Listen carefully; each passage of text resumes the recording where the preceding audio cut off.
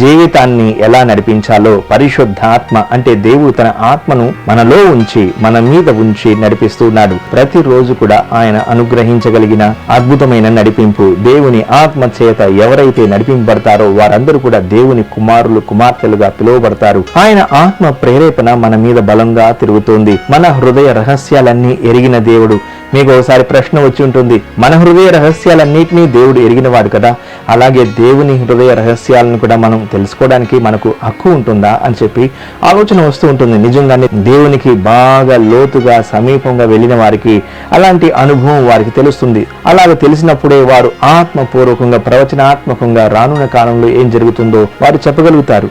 దేవుడు తన ఆత్మ ద్వారా తన ప్రజలకు తెలియజేస్తాడు. అందువలన ఏమవుతుందంటే ఆ ప్రజలందరూ కూడా రక్షింపబడతారు. యెహోవాకు మొరపెట్టిన వారందరూ కూడా రక్షింపబడతారు. దేవుని యొక్క రక్షణ పొందాలంటే మొరపెట్టాలి. నేను కూడా చూస్తున్నా, మీరు కూడా ఒక కాలంలో మొరపెట్టి ఉంటారు.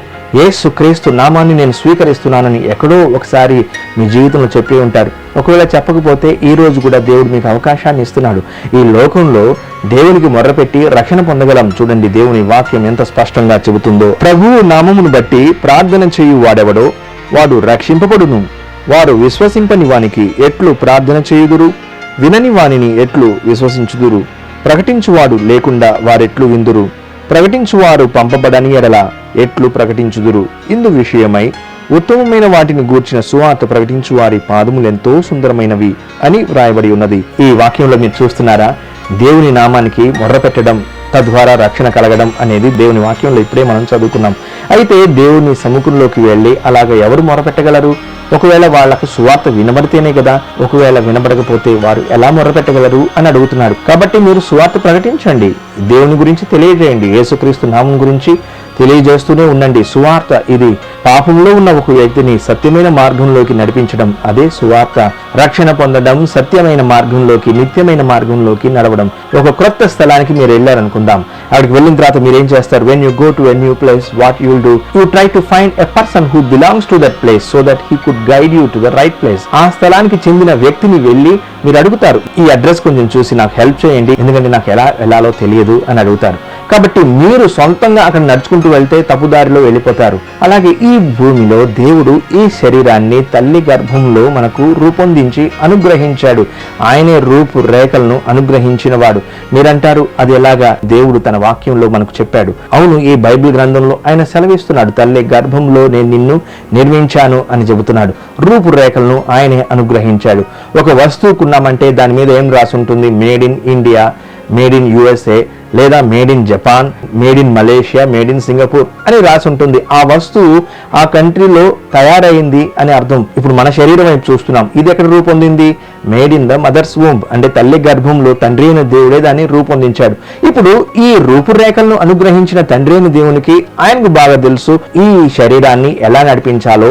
దీన్ని సృష్టించిన వ్యక్తికే తెలుసు. ఒక వస్తువు తయారు చేసిన వ్యక్తి ఏం చేస్తాడు? దానికంటూ ఒక మాన్యువల్ ఇస్తాడు. అలాగే దేవుడు బైబిల్ గ్రంథాన్ని ఇచ్చాడు. అంతేకాకుండా మాన్యువల్ ఇవ్వడం మాత్రమే కాకుండా తయారు చేసిన ఆ వ్యక్తికి ఇంకా బాగా తెలుసు. అలాగే ఈ శరీరాన్ని తయారు చేసిన తండ్రి అయిన దేవునికి మీ గురించి బాగా తెలుసు, ఇంక ఎలా నడిపించాలి అని చెప్పి. కాబట్టి క్రొత్త స్థలానికి వెళ్ళినప్పుడు అక్కడ ఉన్న వ్యక్తిని ఎలా అయితే వెతుకుతామో అలాగే చూడండి, దేవుని సముఖంలోకి వెళ్ళి మనల్ని మనం అప్పగించుకొని, తండ్రి అయిన దేవా నీవే నన్ను సృష్టించావు కాబట్టి నీకు నా గురించి బాగా తెలుసు. ఈ శరీరాన్ని రూపొందించిన వాడివి నీవే తండ్రి. తల్లి గర్భంలో పిండ రూపంలో ఉన్నప్పటి నుంచి ఇప్పటి వరకు నా జీవితాన్ని నువ్వే నడిపిస్తున్నావు, అద్భుతాలను చేస్తున్నావు.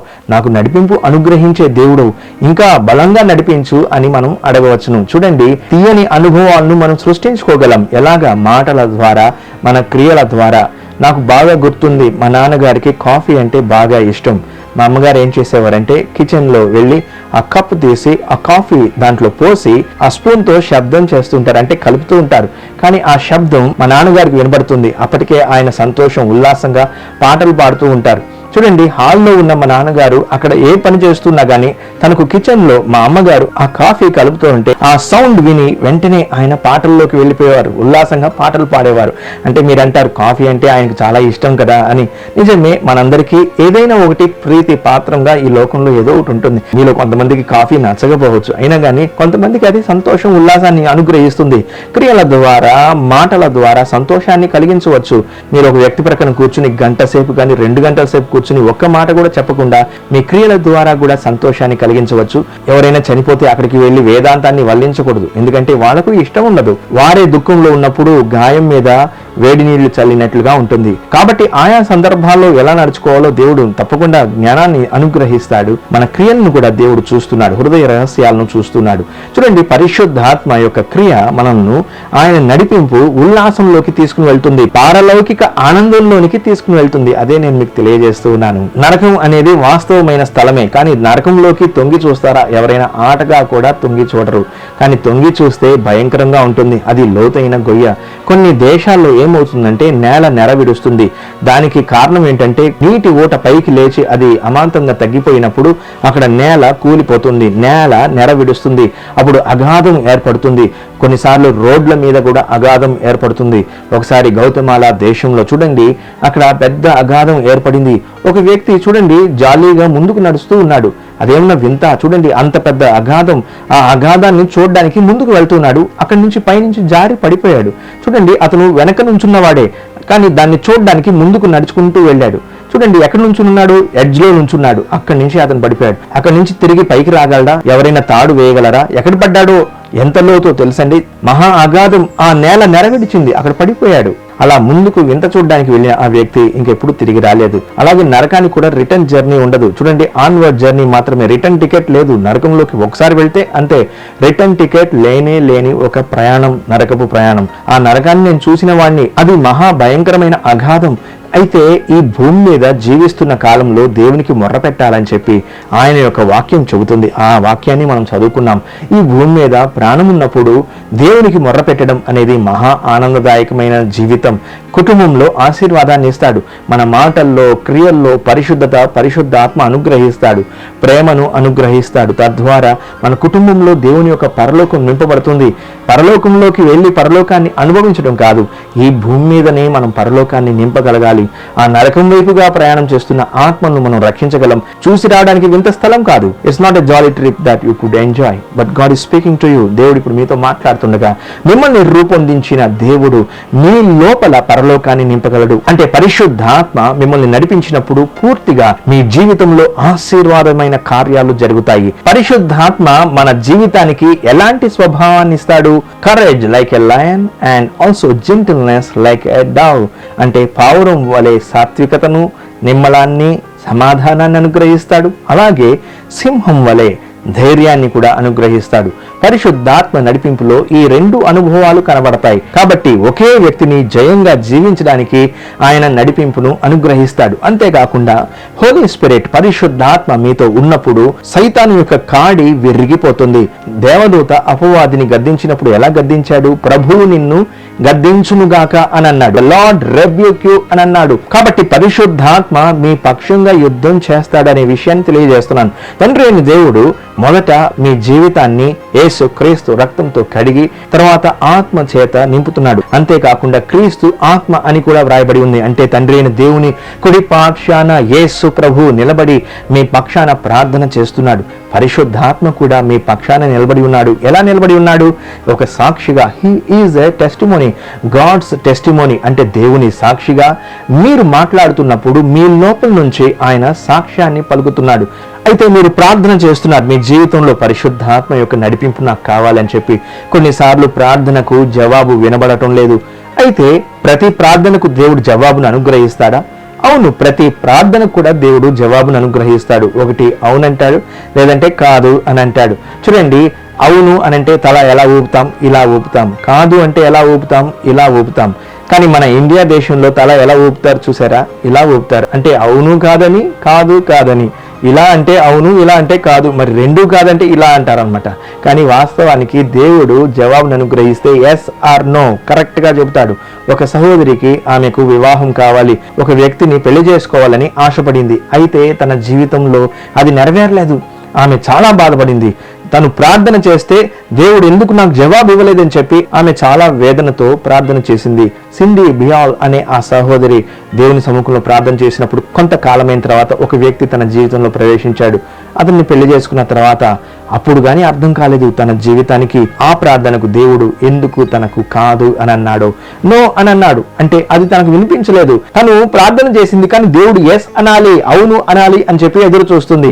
కాదు అని దేవుడు చెప్పే ఆ మాట తనకు వినపడలేదు. కాబట్టి తను తన జీవితానికి ప్రార్థనకు జవాబు ఇచ్చాడని తెలుసుకుంది.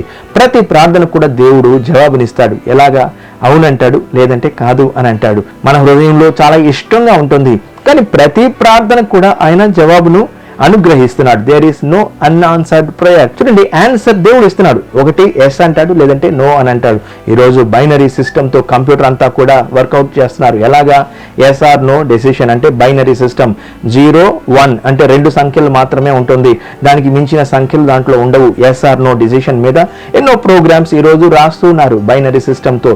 ఈ రోజు ప్రభువు మీతో మాట్లాడుతున్నాడు.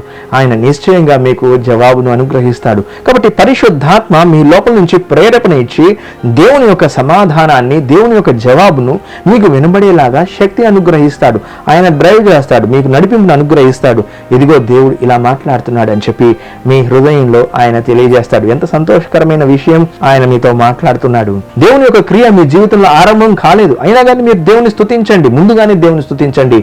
దేవుని క్రియ వెలువడడానికి సమయం ఆసన్నమైంది. God has promised you, he has given you the promise, he is there to bring it fulfilled. చూడండి, ఒక మ్యూజియం లోకి వెళ్ళామంటే ఎన్నో బొమ్మలుంటాయి, రాతలుంటాయి, అవన్నీ చూస్తుంటాం. అంటే అంతకు ముందు రూపొందించిన వస్తువులు గాని, పాత వస్తువులు గాని అక్కడ చూస్తూ ఉంటాం. మనం ఒక మ్యూజియం పీస్ లాగా, అంటే మ్యూజియం లో పెట్టబడిన బొమ్మలాగా మనం ఉండకూడదని ప్రభు మనల్ని రూపొందించాడు. ఇంకా ఆయన క్రియ చేస్తూనే ఉన్నాడు.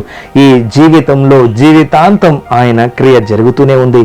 కాబట్టి ఆయన సముఖంలోకి వచ్చి, ప్రభువా దీన్ని నువ్వే రూపొందించావు, సృష్టించావు, నాలో ఉన్న ప్రాణాన్ని, ఆత్మను, శరీరాన్ని నీకు అప్పగిస్తున్నాను, నన్ను నడిపించుము తండ్రి, నీ ఆశీర్వాదం దయచేయండి. ఇప్పుడే నాతో పాటు ఈ ప్రార్థన చేస్తారా? చెప్పండి, యేసు ప్రభువా, నేను ఒక పాపిని, నా పాపములను క్షమించుము. యేసు క్రీస్తు యొక్క ప్రశస్తమైన రక్తంతో నన్ను కడుగుము. నా కుటుంబంలో ఆశీర్వాదాన్ని నింపుము. నా కుటుంబాన్ని పరిశుద్ధాత్మ చేత ముద్రించి మా కుటుంబంలో సమాధానం, ప్రేమ, భావం స్పందించేలాగా సహాయం చేయండి. ఈ ప్రార్థన అంగీకరించినందుకు స్తోత్రములు. మీకే మహిమ కలుగును గాక. ఆమెన్. మీ కుడి చేతిని మీ మీద ఉంచుకుని నాతో పాటు ప్రార్థనలో ఏకీభవించండి.